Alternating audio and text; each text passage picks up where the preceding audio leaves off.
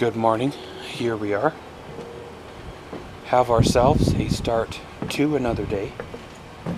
They are saying it could be a good day. Well, weather-wise anyway. And yeah, welcome to our vlog. So, here we go.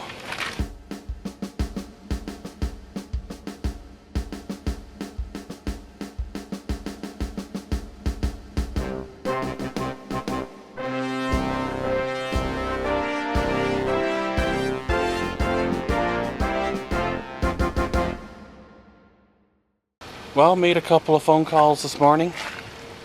Again, got some more things squared away in the works.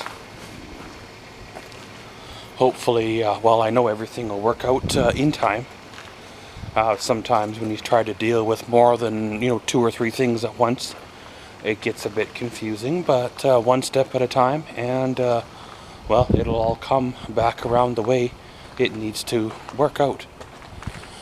Of course, yesterday I went out and washed the Canyon. Today I would like to wash the Silverado. One, I can take some better photos of it, or maybe actually shoot a Silverado walk-around video for a buyer that is interested in it. It's an older truck, right? It's going to have some nicks and such, but there is zero rust for its age. Other Chevys out there around the same age are rusted through and beat up, where this one here is not. If you painted it right now, or so, in another 10 to 15 years, you would still have a very, very presentable looking truck. It's definitely a good base to start from, right? It's kind of one of them things, right? You kind of move on, let go of things. Try to make your surroundings fit your current needs, and well, in that case, sometimes things need to go, right? And regardless of emotional attachments to an item, sometimes you have to sever them attachments in order for, well, things to work out, right? Well, today I want to go back into the garage. I gotta finish a mini-ish woodworking project. I got a couple more things to glue up that I couldn't glue up the other day, and once the glue is good and dry comes the finishing process, and I have to decide how I'm going to finish it and such. And I always have the staining method. However, it'd be neat to maybe paint it, sand it and paint it, and do a few things like that. My dad was always one for not following the status quo or the norm, and if I could have, I would have got a hold of one of his old paint guns and well, used that instead.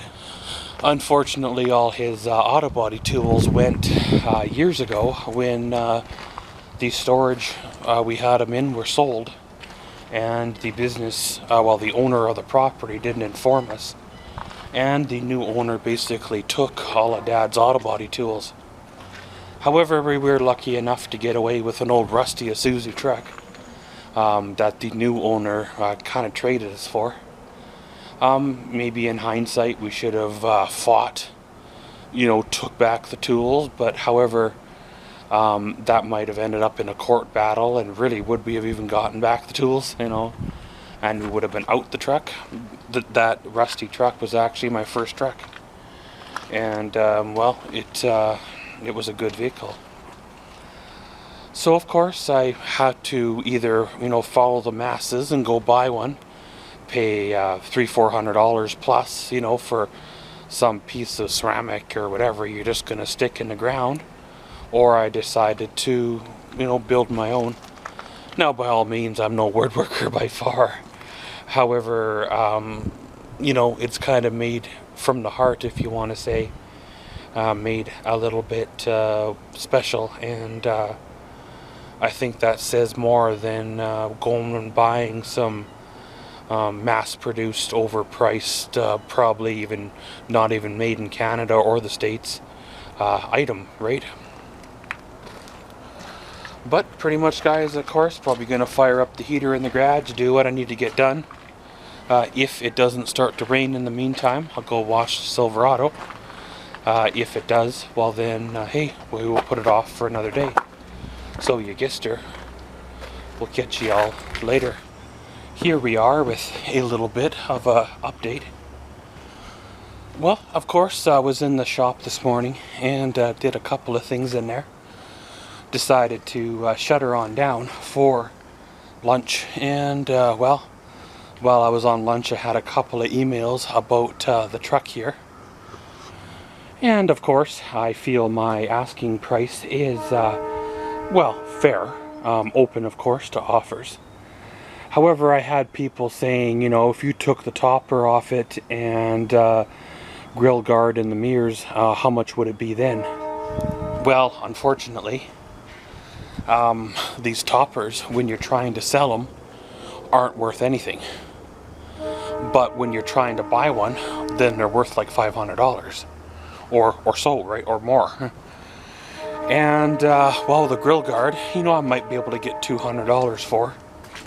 The mirrors, well, they're non-powered mirrors, and there are people looking still with the classic body style, but they don't really want a topper, because a lot of them, you know, have a quad, or a lot of them have a fifth wheel hitch or whatever, right? And things like that kind of aren't really the thing anymore. And well, the stereo is old. I'm surprised it still functions, but at the same time, you know, it's only worth what, $100 at the most.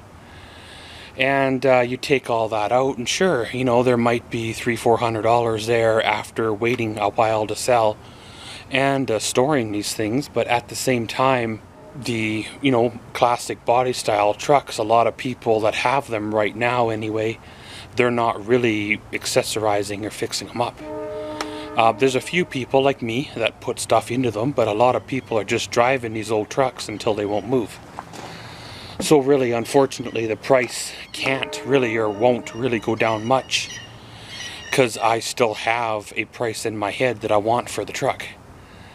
Because regardless of accessories or so, it's still going to cost me, you know, more money to replace it with an automatic vehicle or a bomber of a car. So it's like, why would I sell a perfectly good truck that I know the history for to buy a bomber of a car that could need $3,000 in work after paying, you know, $4,000 for it, right? So unfortunately, at this time, I couldn't, you know, lower the price to like $1,500 just to make this guy happy, because, well, obviously, that's not going to work. Of course, I had a couple more emails, and, well, you never know how it turns out, right? All it takes is that one person to actually come see it rather than just tire kick by the photos.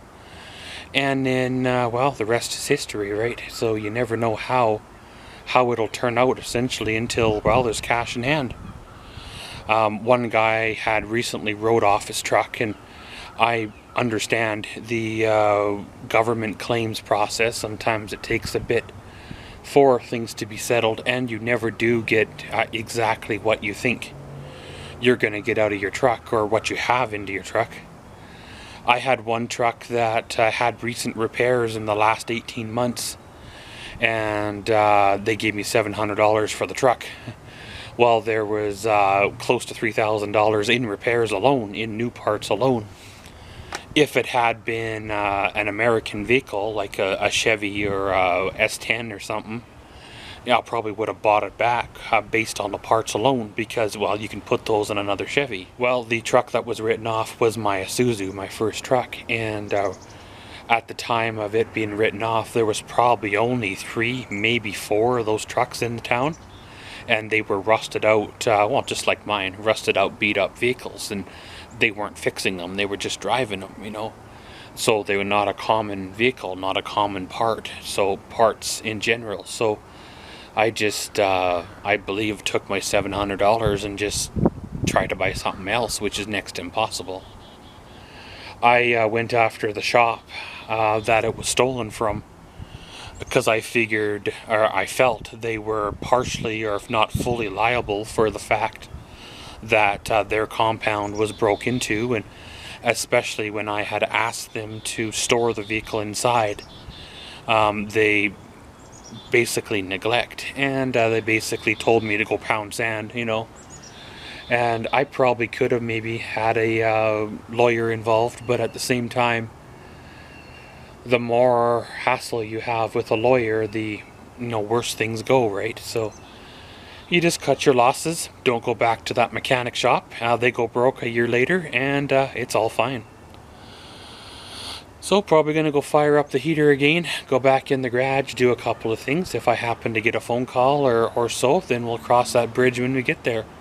If not, well, hey, I'll have a good old project day, and around we go. A little bit of a afternoon update. Well, of course, got quite a bit done on the little mini project. I believe tomorrow I got to make one cut. Well, sorry, whatever be 4 cuts, and then I can actually get the first or so coats of stain on it. If the stain dries, well, then maybe I can get 2 or 3 coats on it before the day is over. I would like to let the stain good and dry before I clear it or sand it more or whatever, is because obvious reasons, right? Well, I'm not no master craftsman, but I'd say it turned out fairly well, and I believe if my dad was still alive, he would definitely pick that one to choose from, rather than a fancy mass-produced stained glass and Cadillac one, right? It's kind of dad style, if you want to say, and that was kind of what I was going for. I could just clear the box the way it sits right now. However, I want to make sure that well, give it a bit of color, right? It's kind of a plain Jane, wood color right now, and I am kicking around a couple other ideas that I may or may not do. I distressed the box a little bit so it's got character, but there is one more thing, or one more step I can go before I stain it, as long as I don't scorch it too bad. You apply a little bit of heat in places, and then when you stain it, those areas will take heat differently than than other areas, so it might turn out kind of interesting. So like I mentioned there, I have to do a couple of cuts tomorrow and get her in stain. I've got the heater, so I'll probably just have the heater running for the better part of the day, and go in there, apply my stain, come back out, go back in, come back out, and maybe I'll end up taking it in and putting it in the basement to dry for the next couple of days before I start doing sanding and stuff to it. Being I distressed it a bit, I did run over it with the sander afterwards to took off some of the high spots or points.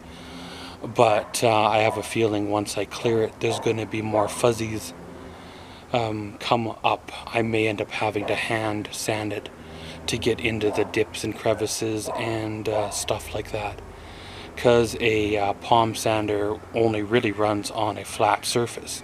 It doesn't really contour to the surface, and this little mini project definitely has contours to it.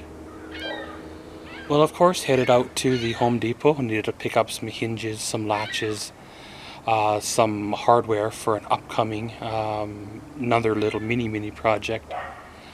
We'll see if I can get that knocked off before I go for surgery. It's not a deal breaker if it happens or not, but it would make the next 6 weeks or so easier to hold the camera and stuff if I have this little thing that I'm thinking about building. Well, one of the good things with the warmer weather and the rain, it does melt the snow.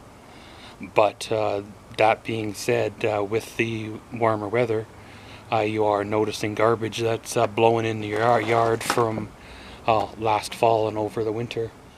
It's kind of weird how things work out. I posted a classified ad for the Silverado probably 3 weeks ago now, and I barely had more than 3 replies over the last 3 weeks.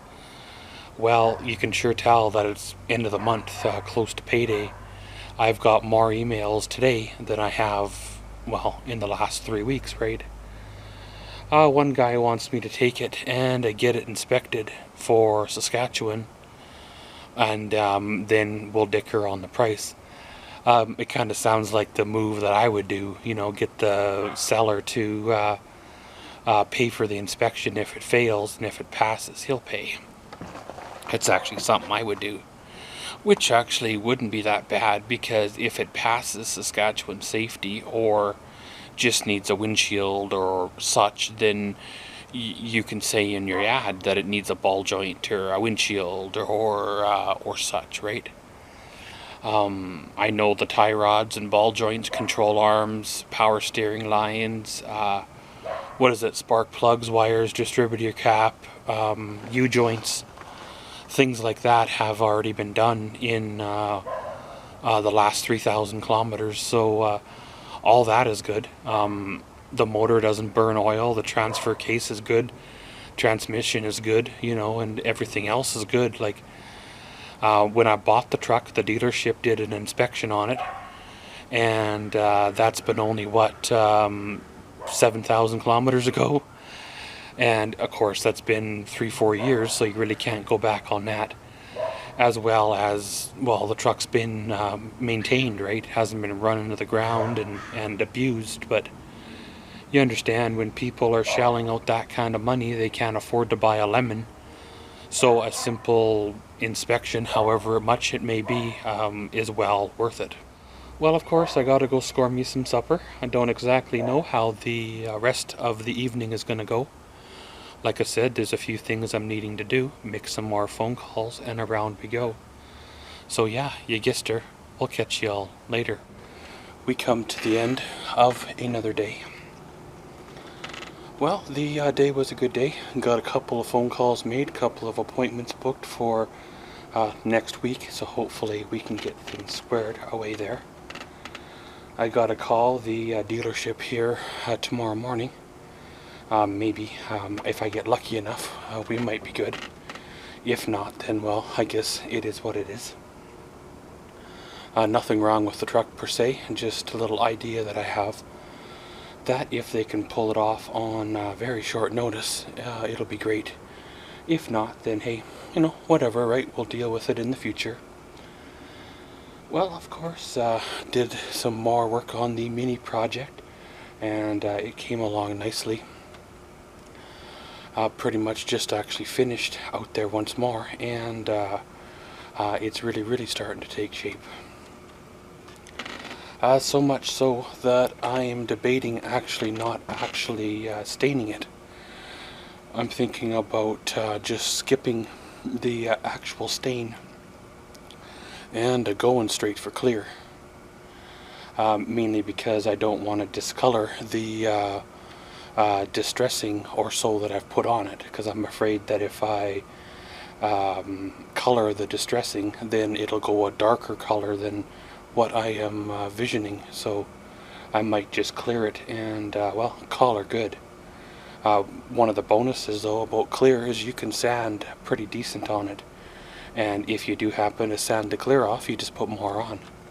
Where the stain, if you sand the stain off, then you have larger trouble. Well, for supper I decided to do something out of the ordinary, and go to an actual sit-down restaurant, which doesn't happen very often. I will tell the story in an upcoming vlog, because if I start off tonight, then well, it'll be way too long. So we will save that story for another day. Sorry to leave you guys in suspense, but you know, it is what it is, right? But pretty much, guys, gonna end her all here. Today was a good day, tomorrow's another one. Remember, we do have a post office box for fan mail and such. Send your letter, decal, and all that good stuff to the address below. And as always, thanks for watching Maxwell's Vlogs. Comment, subscribe, and enjoy.